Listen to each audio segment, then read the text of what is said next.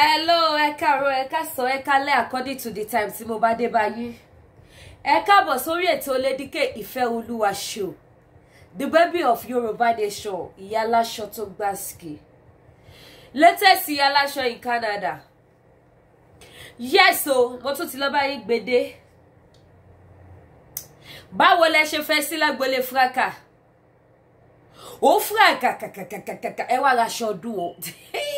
Ẹ má jẹ́ ká ṣòfófó gbàgbé tàǹtà. Ẹ wo aṣọ rèé, máa ṣe pápápá so that mi ní polówó tẹ́ bá ti ń wo program lọ. Tẹ́ bá ti lè bẹ̀rẹ̀ sí wo program báyìí, my excuse ara mi. Tẹ́ fi gbọ́ gbogbo nǹkan tẹ́ fẹ́ gbọ́ tán. Ṣé ti gbọ́? Mi ní disturb. So ẹ wá raṣọ jewelries lóríṣiríṣi, àwọn latest jewelries, fine jewelries ó wà available. Àwọn nice purse rí orí purse yẹn lókè ẹ rí àwọn eléyìí purse làwọn eléyìí náà purse tún wà lókè àwọn fine purse lóríṣiríṣi àwọn aṣọ Kampala àdìrẹ Ankara ó wà available àwọn 3/4 long àti bẹ́ẹ̀. ìgbà míì náà tó ká ní pé èyí mo mọ bí mo ṣe máa sọ fún Lizzy pé òkè ìtò ṣe yìí náà tó ìtò ṣe yìí tó fi gbogbo ìtókù ìyá mi èmi ni P&P èmi ni kí náà ń pè Anamáyọ̀wá èyí tó ṣe fún wọ̀nyí téèyàn bá sọ pé ò ṣe tó àkọ́ńtà náà ṣe tiẹ̀ kárí but Lizzy ò lè máa gbọ́ sí wa lẹ́nu problem tàtún ní nìyẹn ó tọ́ ìní sọ́ńbẹ̀ kákúńbẹ̀ iṣẹ́ òtí Lizzy ṣe ó ti fẹ́ tó ní púrọ́ fún yín àwọn níbẹ̀ kákúńbẹ̀ nǹkan táwa ń rí làwa ń fọgbọ́n sọ síta n táwa ń gbọ́ tán bá pè wá ìyẹn tó tún jáwọn tán láwọn wọ́rẹ́ àwọn ṣe kíní kan tán bá tún sọ at the end of the day n tán bá tún sọ fún wa òun náà làwọn ń fọgbọ́n sọ síta pé Lizzy oyin tó ń ṣe ti tó ó ti pọ̀ jù àmọ́ ká bá bá ẹ sòótọ́ ọ̀rọ̀ bóyá wà tún gbọ́ sírò àwa báyìí lẹ́nu bóyá wà tún gbọ́ jẹ́ kí n tẹ̀ bẹ́ẹ̀ sòótọ́ ọ̀rọ̀ má jẹ́ kí n fẹ́ fọ̀rọ̀ sí ahọ́n abẹ́ àwọn sọ jẹ́ bẹ́ẹ̀ sòótọ́ ọ̀rọ̀ Lizzy kí tó ṣe tó ó ti tó ṣó wá rí n tó wà understand ni pé àwọn tí péjì wọn tí grow wọn wá fẹ́ rí pé ó dàbí pé ìwọ gangan làwọn lè máa lò láti fi grow péjì yẹn ẹlòmíì tá àti ẹ̀gbórúkọ ẹ̀ rí wọ́n á dẹ̀ máa woṣú ẹ̀ báyìí wọ́n á dẹ̀ darúkọ ń tàn wọ́n àtàtún nìyẹn àtúlọ́wọ́ ń tàn wọ́n ká tó mọ̀ ìyẹn náà ti lérò because nígbà kan Anamáyọ̀wá ní pé kí ló dé òun àti ìjà tẹ́ kọ́kọ́ jà ní o nígbà tí mi pe Anamáyọ̀wá kí ló ṣẹlẹ̀ oníṣẹ́ rí pé ó ti ṣe ṣóò mẹ́wàá fún mi mo ní lóòótọ́ mo rí bíi méjì o àmì ò mọ̀ pé ó ti ṣe mẹ́wàá o àwa máa wò náà pé ẹni tẹ́ ẹjọ́ jẹ tẹ́ ẹjọ́ mú fọ́dún 5 tẹjọ́ ń pera yín ní president vice president fọ́dún 5 ìjà màdí Gistlover ló ń ṣiṣẹ́ fún ìmú bá rò pé gbogbo àwọn assumption tó máa ń níyẹn àwọn tọ́ọ̀tì yẹn ó yẹ ó yẹ kí ẹ máa relax fúnra yín Anamáyọ̀wá lè ṣiṣẹ́ fún Gistlover tí wọn náà dẹ̀ mọ̀ ní má jẹ́ kí ìjà kó dé káwa máa twist gbogbo nǹkan má jẹ́ tìtorí pé ìjà ti wá ṣẹlẹ̀ àbí ẹ̀jẹ̀ tara yín mọ́ kó wá máa rí pé wọ́n plant ẹ̀ sọ́dọ̀ ẹ̀ nígbà tí àlùjọ kọ́kọ́ support ẹ èmi yìí lè fi ọwọ́ sọ àyà wípé ẹni tó kọ́kọ́ fún àlùjọ lówó $40,000 Anamáyọ̀wá ni. àwa yìí lè fọwọ́ sọ àyà pé à ń wo ṣó yẹn tí Anamáyọ̀wá ní ẹ̀rí àlùjọ òun support Lizzy send account yẹn má wàá jẹ́ kí ìjà dé káwa máa lágbájá kan náà ṣiṣẹ́ fún Esabod kan ló rán wọn wá ìyá kan ló ní kán wá báyìí àwọn bí wàá rí pé tèmi bá ń ṣe ṣó mi ní àtàṣèyàn mọ́yàn mi ò tiẹ̀ bìlífì pé lágbájá kan rán lágbájá kan síta kí n ṣe ṣóò sí kí wọ́n ní bóyá Esabod ló rán mi síta máa ṣépè fún onítọ̀hún ni àbí ṣó tí mò ń ṣe sí kí wọ́n sọ pé P&P mà ló rán síta máa fún onítọ̀hún lépè ni ẹnìkan kì í rán ẹnìkan kan síta ìgbà tó bá wọn olúkálùkù wa là ń jáde kò yẹ lágbájá kan ló ń ṣiṣẹ́ fún lágbájá kan ṣiṣẹ́ fún lágbájá kan ìgbà tí mò ń support ẹ̀mí ìrúpọ̀ pèmí rí kò ní kí n jáde lọ bá nìkan jàrí ìgbà tó bá wùn mí máa jáde máa ní láíláí àbúrò mi tẹ ní ó gbé 91,000 ẹni tó lo góòlù tó ṣe gbà kí kọ́kọ́ ló kó gbogbo ẹ̀ fún mi tí mo fi ń sọ àwọn kan lè máa sọ pé bóyá nítorí àti jórí ẹja ni èmi mọ̀ pé kì í ṣe yẹn mi ò dẹ̀ rí pé mo kọ́ lọ ẹrí kí ní ẹ̀ ló mo fẹ́ jáde lọ ṣe ṣó ń sìn o ẹ bá mi share mi ò rí pé mo sọ rí so tẹ́nìkan bá ní Lizzy ló ń kọ àbí Lizzy ló ń rán síta máa ṣépè fún tọ̀hún ni worldwide la wá ìgbà tó bá wọn àlà máa jáde àdéhùn tó táàrí pé ó fẹ́ jẹ́ bí òótọ́ a lè má gẹ́ẹ̀tì gbogbo òótọ́ yẹn tán bọ̀ táàrí pé ibi tá a sọ̀rọ̀ sí yìí ó ń súnmọ́ òdodo àtòótọ́ àdéhùn sọ pẹ̀tẹ̀pẹ̀tẹ̀ wá ní o wà lè jáde lọ́la gẹ́ ní ipa gbé yín káwọn tẹ́sán yẹn ṣe rí pé orí yóò pé orí yóò dá pick àwọn kankan tó bá sì ń Esabod lóhùn àwọn ó sì make sense lójú tèmi ní o tó bá sì ń fún Dorcas jẹ ó sì wà lójú ọ̀nà àmọ́ káwá lọ máa ní lágbájá kan kọ́mẹ́ǹtì ń bì kan tẹ̀mẹ̀dù kan kọ́mẹ́ǹtì ń bì kan kọ́mẹ́ǹtì yẹn àwa fi ń lò ṣòro àwọn ọmọ òun náà mi tẹ̀ kí mi ò ní problem pẹ̀lú ẹni tó bá kọ̀ lábẹ́ tó kọ́mẹ́ǹtì mi ò ní problem pẹ̀lú wọn torí àwọn náà fẹ́ bì lọ́ọ̀ ní tó bá kọ́mẹ́ǹtì lé níjọ́ náà tó fẹ́ kọ́mẹ́ǹtì mi àwa lọ ń ṣa kọ́mẹ́ǹtì a fi ń ṣe ṣó ó ṣe ó ti àbọ̀fù yẹn wàláì ó ti àbọ̀fù yẹn níbi tó o dé ni o tó jẹ́ nọmba 1 fún tíìmù ó ti àbọ̀fù yẹn ó wá lè ní káwọn tó wà lẹ́yìn ẹ̀ spíkà ẹ̀kọ́ bẹ́ẹ̀ lọ máa ṣe irú nǹkan bẹ́ẹ̀ yẹn pé kò yẹ kó jẹ́wọ́ mọ́ ó wá ń jáde lẹ́ẹ̀mẹ́rin ní èdè ìyẹn ti pọ̀ jù ṣẹ̀fẹ̀ láàárọ̀ ó lè ṣe ṣó gidi lọ́sàn-án ó dẹ̀já lẹ́ni kó bú ẹni tó bá fẹ́ bú àmọ́ má máa ṣe ṣó léra fẹ́ nìkan àwa ò ní purọ́ fún ẹ kò yẹ àwa ò ní pa irọ́ fún ẹ o òdẹ kúkú mọ̀ mí náà pé mi ò ní purọ́ fún ẹ ètò ṣe ti ṣe ní sùúrù díẹ̀ reduce the speed tó fi ń ṣe ṣó mo mọ̀ pé o ní time of course ibi ṣọ́ọ̀bù ẹ ló ti máa ṣe ṣó ẹ bọ̀ ní sùúrù sínú ẹ̀dọ̀ farabalẹ̀ kò yẹ fi ara balẹ̀ má jẹ́ kí ṣó tó ń ṣe yìí káwọn èèyàn máa wá wí pé kí ló dé wàá máa tún ní sùúrù pẹ̀lú èpè tó ń ṣẹ́ àwa ò ní púrò àní sọ́ńbẹ̀ kakú bẹ̀ Lizzy àwọn èpè yẹn ti pọ̀ jù kò yẹ àwọn èpè yẹn ti pọ̀ jù orú màmá tó ń ṣàìdí ẹ tó jẹ́ pé tó bá ti gbọ́ Lizzy báyìí púpọ̀ ní ilé máa mọ̀ pé mọ̀mí Honorable onítíátà náà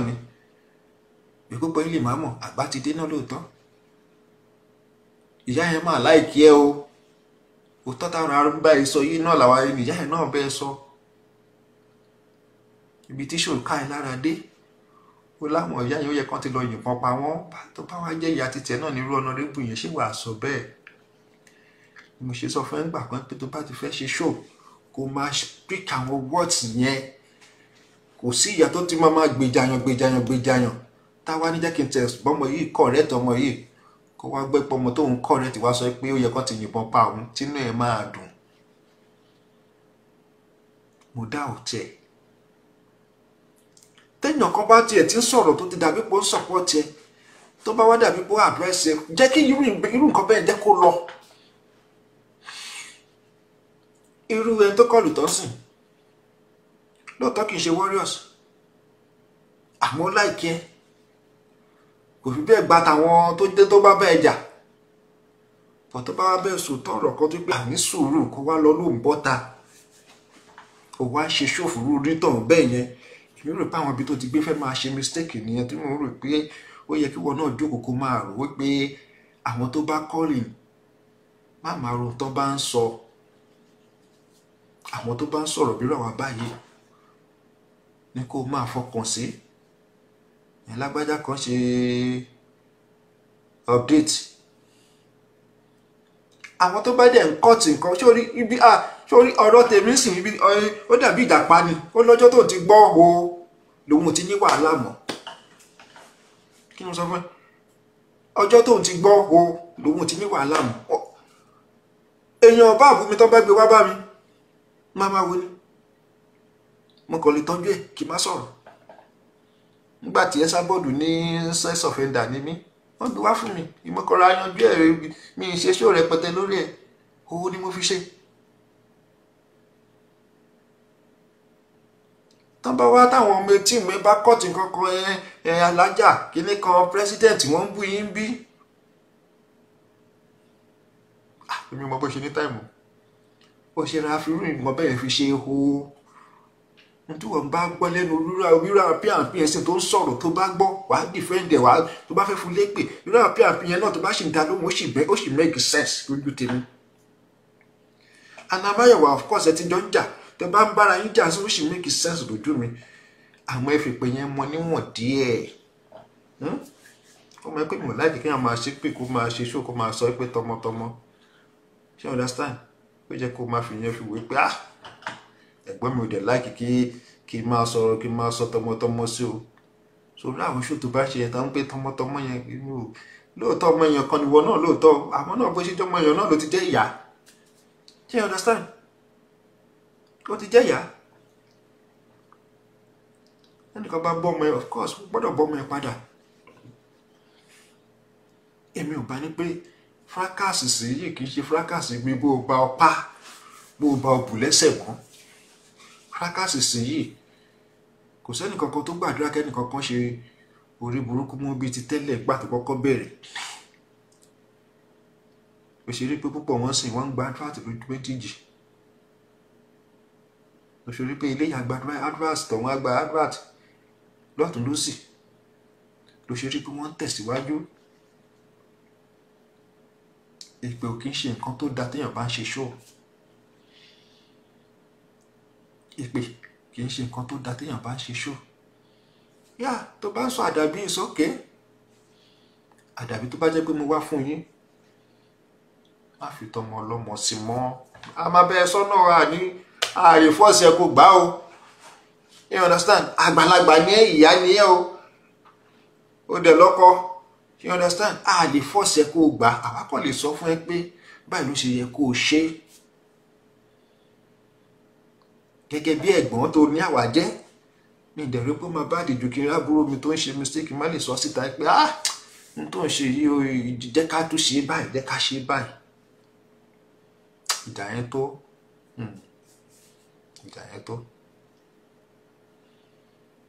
yẹn tó ẹni sùúrù fúnra yín kí ni mo sọ ẹni sùúrù fúnra yín ẹnìkan ọkọ ẹnìkan sẹ́nìkan ìjà ló dé lórí dòwe a jẹ́ pé wọ́n rán Anamáyọ̀wá la máa fálùjù lówó ó kúkú fálùjù lówó àlùjù náà dẹ̀ lè jáde kó ní pé Anamáyọ̀wá fún un lówó ṣé you understand àlùjù ò lè jáde ńgbà tó ṣì ń sọpọ́tẹ kálùjù ní pé kò fún un lówó gbogbo ìgbà tó ń ṣe àdàbí Anamáyọ̀wá ló wà ń bẹ̀ tó ń ṣe àṣẹ sí àfi tá a bá fẹ́ purọ́ fúnra wa gbogbo ìgbà tó ń ṣe àdàbí pátápátá gbogbo ẹ̀ Anamáyọ̀wá wò tá a bá rí àṣẹ Anamáyọ̀wá nìyẹn ẹ má wàá jẹ́ kí ìjà dé láàrin ẹ̀ méjèèjì kó wá di ẹ̀pà Gbóyèmíká ló ràn wá Sábọ́ọ̀dù ló ní kó máa bọ̀ Juice Lover ló ní kó dúró síbí gbà pé jà dé ni ọ̀rẹ́ àtọ̀rẹ́ ń jà ọkọ àtìyàwó ń jà ìjà máa wá lójijì náà ẹ̀ lè já ẹ̀ lè mẹ́nu kúrò bó ṣe yẹ kẹ́ ẹ ṣe nìyẹn ká ní táwa lè parí ni àti parí ẹ̀ àmọ́ ńgbà táwọn ìyá ti bí ti sọ ìyá kejì ti sọ ta tó rò pé àwọn tó tún jẹ́ bí àgbàlagbà sí wa nìyẹn tẹ̀dẹ̀ ti ní pé àníṣe ó dìgbà tẹ bá jàkẹ́ tó lè fúnra yín sinmi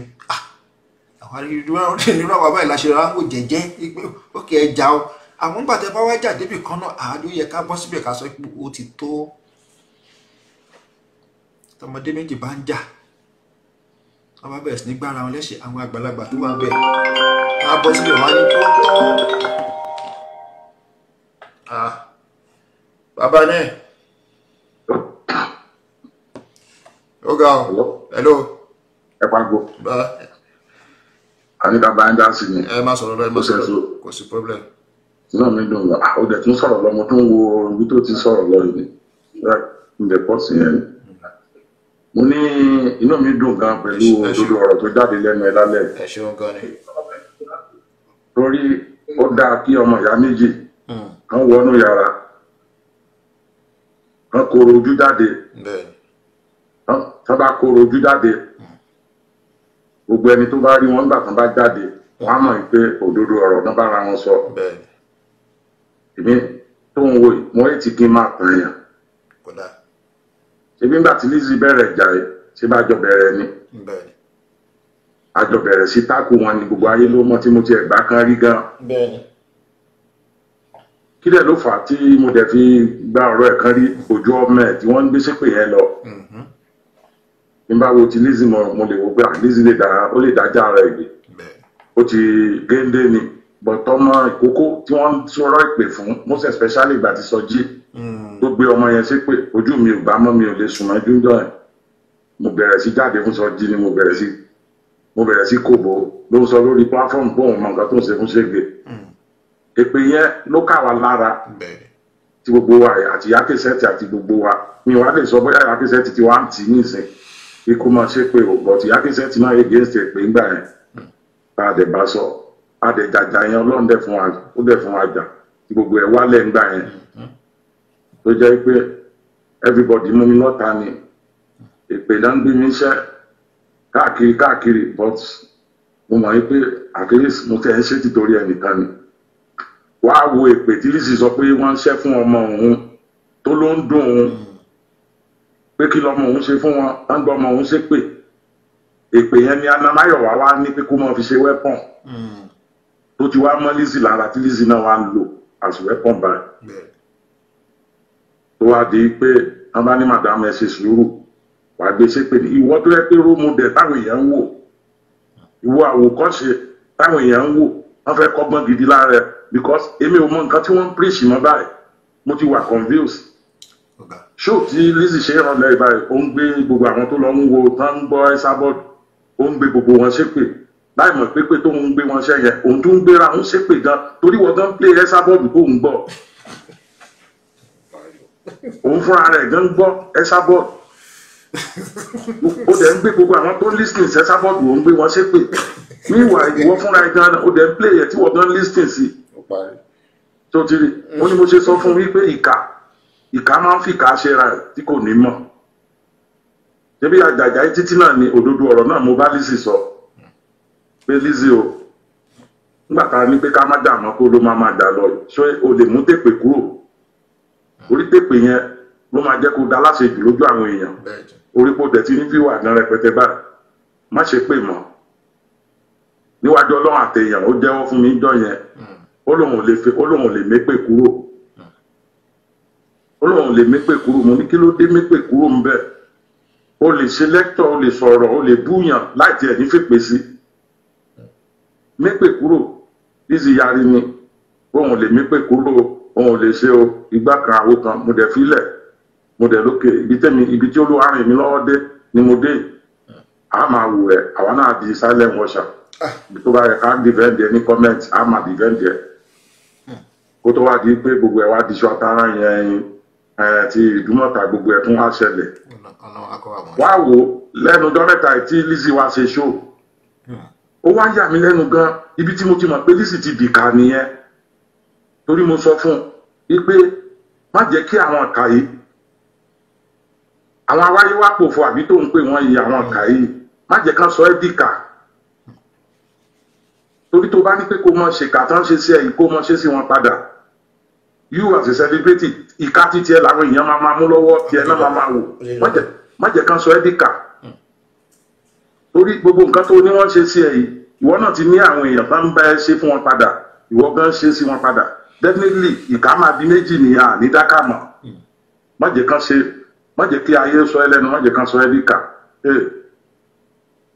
kò gbá ó wá yà mí lẹ́nu nígbà tí Lizzy wá ṣe show mi ò gbọ́ mẹ́ ṣe pé rí lórí platform mi mo máa ń celebrate ọmọ ẹ̀ ní ó mọ̀ yìí pé fáànù ọmọ ni mí mo máa ń ṣàdúrà fún ọmọ ẹ̀ ní kò sẹ́ńtì ó surprise mi gan mo ṣáà ń rò látijọ́ yẹn ni pé nígbà tí Lizzy máa fọ̀rọ̀ mi ta yín ọmọ mi ló lọ fún straight ó bẹ̀rẹ̀ sí gbé àwọn ọmọ mi ṣépè burúkú ẹ̀pà gboyè mi ká ó dùn mí gan mo wá wò ó pé ẹ̀pà gbọ́dọ̀ rí gbogbo kan yìí ó dẹ̀ sọ̀rọ̀ àwọn tó ti jà fún ẹ tẹ́lẹ̀tẹ́lẹ̀ náà ló tún gbọ́mọ wọn ṣépè èpè tí wọ́n ń sọ fún ẹ yí pé kẹ́tẹ́ǹtàn pariwo pé kò mú kò òun náà ló tún fi ń ṣe weapon tó fi ń bá ara àwọn tó ń jà fún ẹ àbí níbo ló ti bú èmi gangan dé níbo ló ti bú mi dé tó fi wá di pé ọmọ mi o àṣìta àbọ̀ pa o ọmọ mi o màá gbókù wọn sí o ọmọ mi o ìwọ náà máa wo orú nǹkan yẹn orí pé lálẹ́ ẹjọ́ yẹn ó ká mi lára mu ni mo fẹ́ jáde oní kí n dákun kí n jọ kí n fi sọ̀sùn kí n fi yá ẹ mo fi yá ẹ Ẹsábọ́ọ̀dù ọmọ mi ní Ẹsábọ́ọ̀dù gbéṣẹ́ pé tí mo fi wọ̀ ọmọ lọ́wọ́ látọdún yẹn wọn ì gbọ́mọ mi ṣépè ní tí mi ò bá ti gbọ́mọ ẹ ṣépè kí ló fẹ́ gbọ́mọ mi ṣépè fún wàá dúró èpè tó ṣẹ́ fọ́mọ mi ó wá fi èpè ṣe weapon yẹn ló tún wá fi ń bá àwọn olórí ẹja most especially màmá ọ̀nàrẹ́bù yẹn torí mo rántí ìjọ tí màmá yẹn pèdè fún tó ń bá mi sọ̀rọ̀ lórí platform ẹ pé kí n jọ kí n fi yá wọn kí n jọ update kí n tiẹ̀ má ṣe update fún Lizzy mọ́ nǹkan pé àwọn ò fẹ́ kí n tiẹ̀ bá jà ó dàbí ilé tí mo kọ́ ni tí mo tún wà fọwọ́ ara mi wo ọ̀rọ̀ yẹn tóbi gan mo wá fi sọ́wọ́ sí ọ̀rọ̀ ni wọ́n máa ń jẹ́ sọ̀rọ̀ ojú kí náà ti máa wò wá náà tí n bá tiẹ̀ tó ń sọ pé mo tó ń ṣe show fún Lizzy àtúnwá dọ́ńtà ọ̀sẹ̀ wa nígbà tí mo yẹ ara mi ni mo dẹ̀ ni mo ti gbọ́ pé kò ní ó wá yà mí lẹ́nu níjọ́ tó ní wọ́n máa yìnbọn pa wúmà yẹn ni ó gbé wúmà yẹn ṣépè mo wá wò pé ṣé o ti rí nǹkan báyìí kì í ṣe gbogbo àwọn ọmọ warrior kì í ṣe gbogbo àwọn tó lo trump support ẹ̀ yìí náwó àwọn warrior àgbọ̀nyẹ àwọn tí ò sí warrior tó yẹ pé wọ́n kàn nífẹ̀ẹ́ ni ṣé wọn wá lè sọ kó tó ni àbí kán ti sọ pé àwọn náà fẹ́ fi tó wá jẹ́ pé èpè ni èpè èmi ò mọ̀ bóyá èpè yẹn bóyá ta lè pè gan fẹ́ gan ta ló fẹ́ èpè látijọ́ tó jẹ́ tí ń ṣe mí tí rẹ̀ nìkan kan tẹ́ pè pa. a dẹ̀ sọ fún ẹ wá wò ó gbé ọmọ mi ṣépè ni ó gbé kò sí èpè tí ó gbé ọmọ mi òyìnbó ṣépè ó gbé ọmọ mi Nàìjíríà ṣépè ní èpè burúkú tó dẹ̀ jẹ́ yí pé èpè yẹn ni Kwame ló gbé ọmọ mi ṣẹ́ẹ̀tì torí Lizzy tí Kwame ń ṣe sóò tí Kwame sọ wípé ṣé gé òṣèlú o bọ̀ tó ń sọ̀pọ̀tì Lizzy ò mọ rí lórí pláfọ́ọ̀mù ẹ̀ tó bá ń ṣàdàbí ló ń ṣe kó fọ́tò àwọn ọmọ rẹ̀ àti Ṣọlá Yusuf ló ṣe ń gbá àwọn ọmọ wọn ṣépè èpè wo ní Kwame ní ò gbé ọmọ mi ṣẹ́ ó tún lọ yọ ọ̀bẹ tó tún fọ̀bẹ gún ọmọ mi wípé ìbọn pa èpè pa ọmọ mi ìní kan pa ó nítorí Lizzy ni o orí pípa sọpọ́tì Lizzy ọmọ ìyá kẹsẹ́tì nìkan ni orí láti fi gbé ṣépè ìwọ Lizzy dẹ̀ rí gbogbo ṣó yẹn orí bọ́n ṣe ń gbé ọmọ mi ṣépè tìtorí ẹ orí bọ́n ṣe gbé ṣépè ìjọ yẹn tó ó ká mi lára ó dà pé ìjọ kejì ṣó yẹn gèmi àti ẹ̀gán sọ̀rọ̀ ó lóun náà rí ṣó yẹn ó wá yà mí lẹ́nu wípé èpè yẹn náà ni ìwọ náà tún wá fẹnu ara ẹ ló tún wá ń gbé mi iṣẹ́ ló tún wá ń gbé àbí kátiẹ̀ ló gbé mi ṣépè kò dé mi ó wá gbé ọmọ mi ṣépè again tó dẹ̀ pé torí títí ẹ mo ti rìsíìfù èpè oríṣiríṣi sórí àwọn ọmọ yẹn àwọn sórí ọ̀tá àwọn ọmọ yẹn láìsí àwọn ọmọ yẹn inú mi kàn wá dún lálẹ́ yìí pé ọmọ gbogbo ayé èmi gan wò pé sẹ́pà gboyè mi ká ò lè torí ó mọ̀ yìí pé oyè tó kára wò ó ń bọ̀ wá kárẹ́ dẹ̀ tó bá tètè jẹ́ kí Lizzy mọ̀ yìí pé ìwọ́gun fọwọ́ sí pé ó mọ̀ ṣe pé mọ́ kó o bá sòdodo ọ̀rọ̀ níjọ́ tó bá máa yí kàn wọ́n náà àwọn ọmọ ẹ̀ náà ló máa lọ fún àwọn ọmọ ẹ̀ ló máa lọ fún ló máa gbé ṣépè inú mi wá dùn pé o ti sòdodo lálẹ́ o sọ fún un tó bá wà wù kó gbọ́ tó bá wù kó mọ́ gbọ́ torí mo ti ń rí kọ́mẹ̀ntì àwọn awáyéwápòfo tí wọ́n gbọ́ sábẹ́ fake profile kan wà lórí péjì ẹ̀ tí wọ́n sọ pé kẹ́ ẹ fílẹ̀ kó máa ṣe lọ kó máa ṣe láti mọ̀ para àwọn tí babádẹ́wò abẹ́ profile yẹn àwọn kéékèèké náà máa jẹ́. Ìwọ ti sòdodo lálẹ́ báyìí gbogbo ayé ti rí pé ìwọ náà o sọ̀pọ́ọ̀tì èpè o ní o mọ́ jà tíjà bá ń wo ẹja máa jà ọ̀tá mọ́yé ìjà ló lè jà tó yẹ pé ò ní fèpè sí ọ̀rọ̀ ní ọ̀rọ̀ kò bá kùn gbé ló mọ̀ sọ sí wọn ọ̀rọ̀ tí kún gbọ́ torí kún fi pa ebó olówó gbọ́ Yorùbá dáadáa ṣe bó ní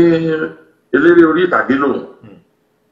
ọ̀rọ̀ ni wọ́n á sọ sáwọn ọ̀tá ẹ̀ tí wọ́n á délé tí wọ́n á dẹ́ wọ́n á sùn wọn ò ní sùn èwo lè pè tó wá jẹ́ pé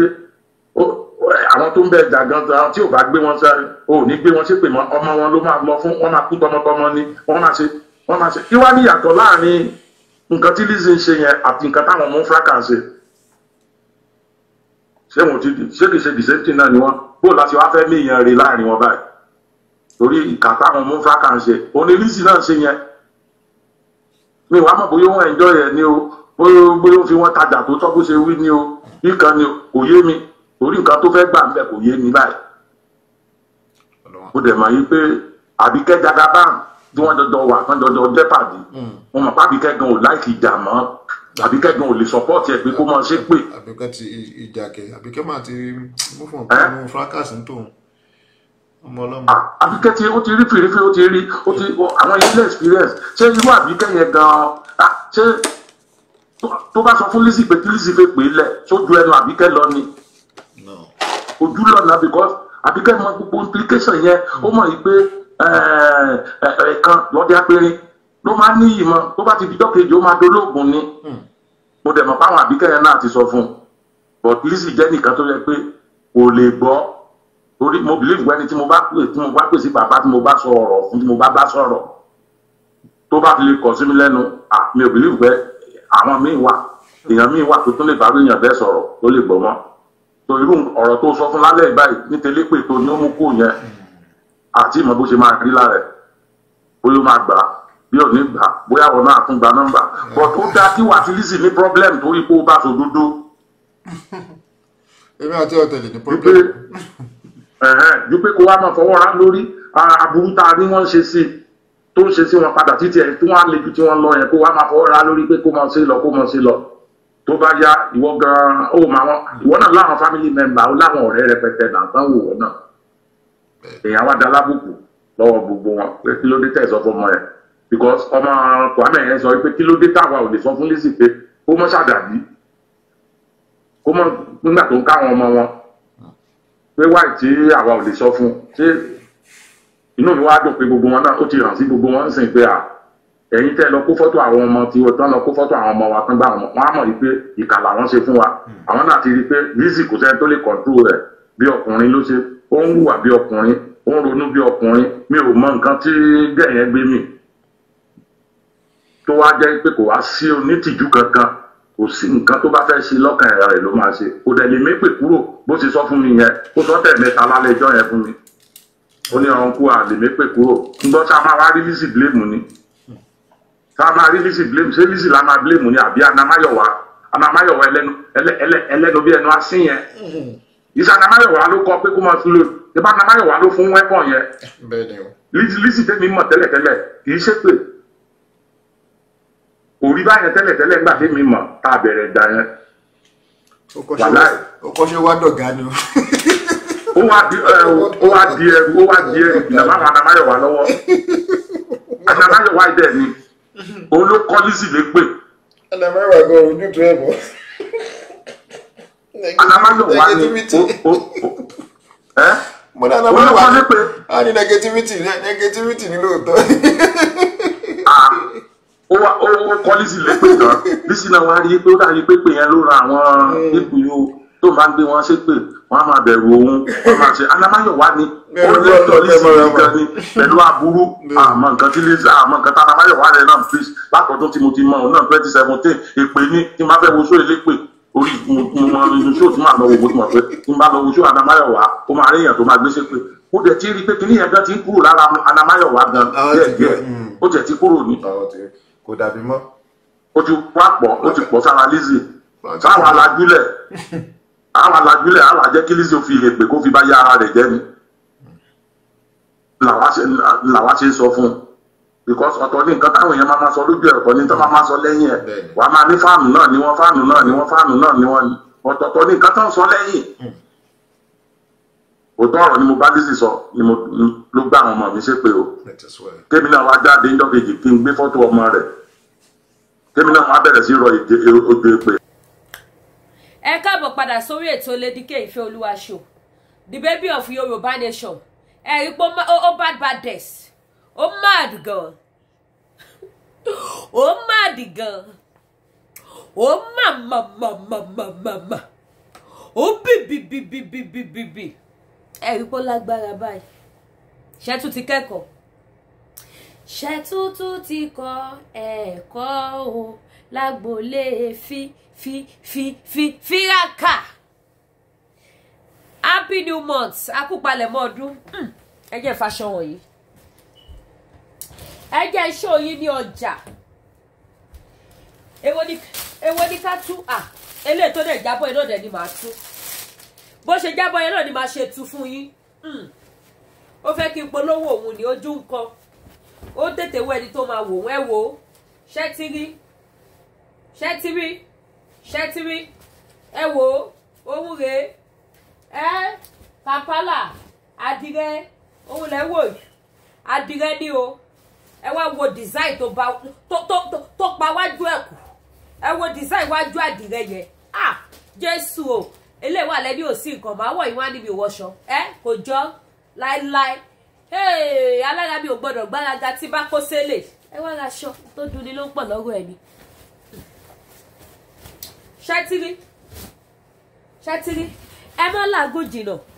Ẹ pè Lady K Ifeoluwa show, the baby of Yoruba nation. Ẹ pè mí sórí aago. Ẹ fẹ́ raṣọ. Ẹ fẹ́ ra jewelries. Àwọn consume tó mú yes. Wọ́n do àwọn sẹ́ẹ̀tì consume mi ni. Tẹ́ bá pè mí video call. Ṣé ìyọ̀kọ́lẹ̀ yìí ò pẹ́ fẹ́ rà wàhálà ẹ máa mú mẹ́wàá.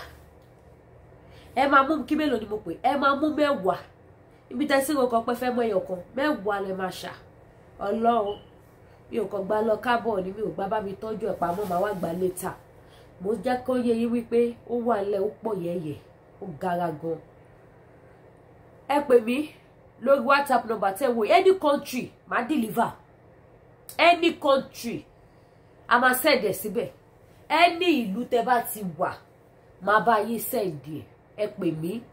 sórí aago. Ẹ pè mí sórí +234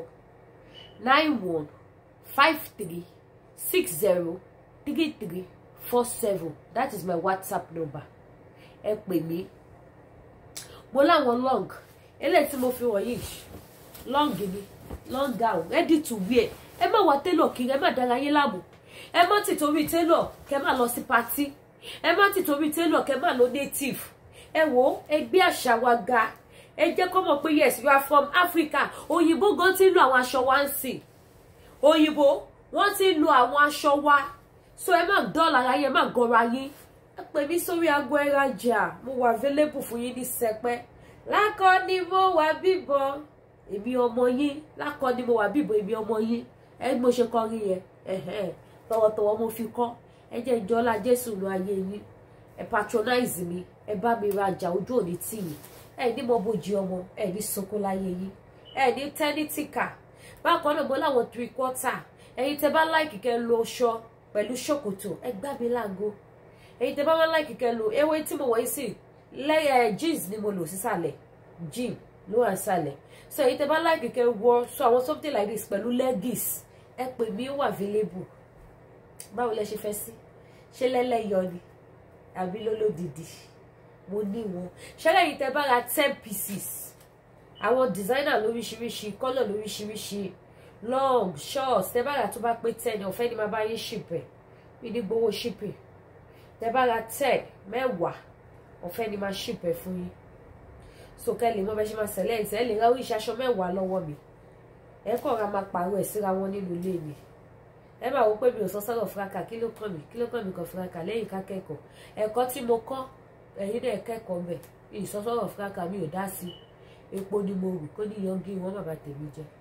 ẹ wá ra aṣọ ọdún lọ sópin bákan náà dẹ̀ tún ni tẹ bá fẹ́ àwọn spiritual items a ní níkàlẹ̀ ní ìlú Canada láwa yìí ó bàbá kó mú wa délé Canada láwa yìí ó Canada láwa yìí ó bàbá kó mú wa délé wá ra body cream níléeṣẹ́ Dynamic Skincare ẹ wá ra body cream tó wà pa ẹ wá ra body cream tó gbásíkì tó mú yes ẹ wá ra body cream tó gbásíkì tó nice gan tó wà pa gidi body cream àlòtúlò níléeṣẹ́ Dynamic Skincare ẹ̀yin náà wọlé dike apá mi lẹ́wọ̀ kì í ṣe fítà o Ọlọ́run rí mi o ìpè dáadáa tí mo fẹ́ lò láyé mi tí mo fẹ́ láyé mi ó rí mi o mi ò lo fítà o look at my skin wọ́n lè ṣe rí sí wọ́n náà wọ̀n tẹ bá lọ wo kámẹ́rà tó máa ń ṣe bí bó ṣe wù nígbà mi kámẹ́rà fóònù tẹ bá lọ wo yẹn ní tún skin yìí ṣe ẹ tún skin yìí ṣe bẹ́ẹ̀ bá ṣe fẹ́ sí ẹ pè mí ṣé wáyé gbogbo ẹ̀yin mọ́mì mi ẹ̀yin dádì mi ẹ wá jẹ́ ká sọ̀rọ̀ gidi ẹ bá mi share program kẹ́ subscribe sí YouTube mi ẹ wá lo àgbo àti àgúnmu níléeṣẹ́ TN Natural Herbal ṣé gbogbo ẹ̀yin tẹ́ mí sí oko tó kó mí sí yín ẹ wá ra àgúnmu Manpower wọ́n á dó yín dáadáa èyí náà á dó wọn dáadáa gbogbo sáré wọlé yẹn ó ti dópin gbogbo ẹ̀kan ẹ̀mejì ni mo lè ṣe mi ò lè ṣe mọ́ ó ti dópin èmi tí mo sọ bẹ́ẹ̀ fún ìrè Àyọ̀ká ẹran ni mo fọwọ́ sọ mi ò fọwọ́ sọ eegun èmi Àyọ̀ká mo sọ bẹ́ẹ̀ wọ́n á dó yín inú yẹn á dùn ọkàn yẹn balẹ̀ ẹ gbàgbé orúkọ dádì yín ẹ gbàgbé gbèsè tẹ́ fẹ́ san ẹ gbàgbé pé ẹ tí rówó jẹun nígbà tó bá gbá yín mú lórí bẹ́ẹ̀dì ẹ̀yin gan dáńdé ẹ̀yin gan á gbádùn obìnrin tó bi débi pé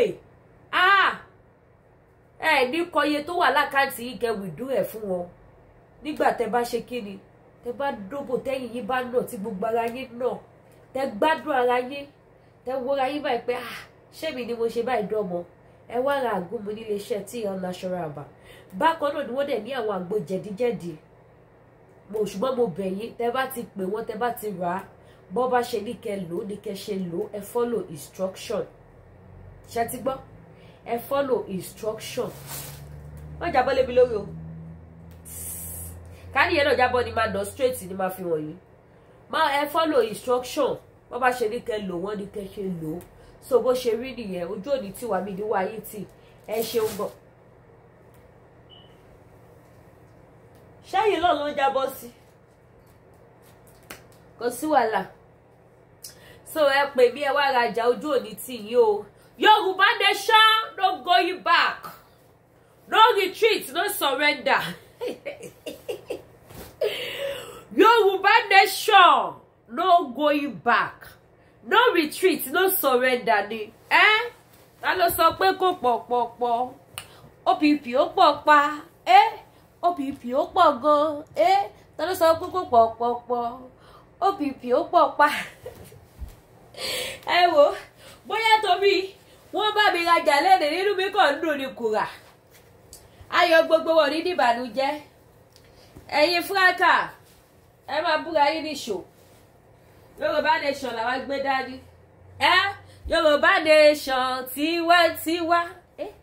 Yorùbá nation tiwantiwa Yorùbá nation tiwantiwa ẹ wá bá mi rajà ẹ ní dààmú ẹ ní ṣubú fọ̀tà yìí ọ̀tá ò ní mú yín o èyí náà wò mí ẹ wo mi ẹ tún mi wo gbogbo ẹ̀yin alálùbáríkà ẹ jọ ẹ ṣàánú mi ẹ dàbí mọ́mọ́ ọtọ́ ẹ wá bá mi rajà mo ní jewelries àwọn jewelries ló ya pa ìtàn ọ̀dọ̀ ṣe fẹ́ wọn sí designer tó pọ̀ ẹ̀yin náà ẹ wò wọn ó dẹ̀ wọ́n jewelries fine jewelries báwo lẹ ṣe fẹ́ sí ẹ débi ẹ wò this is another one lẹ́yìn wò yẹn mo ní àwọn jewelries mo ní earring lásán mo ní earring and pendant mo ní set bẹ́ẹ̀ bá ṣe fẹ́ ni ẹ pè mí pọ́ọ̀sì wà gbogbo ẹ̀ ó wà available lóríṣiríṣi bẹ́ẹ̀ bá ṣe fẹ́ wọ́n sí ni Lady K lè pè mí Lady K boutique Lady K African wears ready to wear pọ́ọ̀sì yìí ó gbá sí kọ́lọ̀ yẹn mu fine ilé wò nípa títí ọ̀nà mo ní kọ́lọ̀ ó pè mí ẹ pè mí kẹ́ wá rajà ojú òní tí mi ní wáyé tí ẹ ṣeun ẹ subscribe sí YouTube channel wa, ẹ tàn notification bell. Ẹ ṣé, ó dàbọ̀.